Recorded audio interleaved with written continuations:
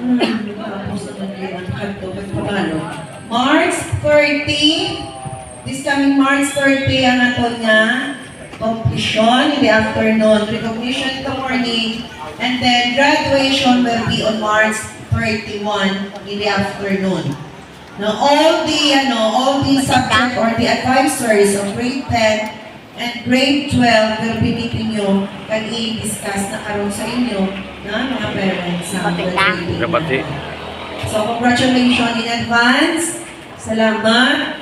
No, kay na-maintain sa mga bata pagkadto sa eskwelahan na maayo ang ilang mga performance, consistent na mga honors from first quarter to fourth quarter. No?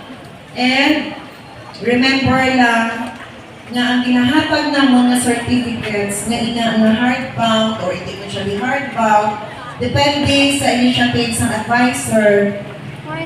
I-appreciate nyo man. No? I-appreciate nyo man na.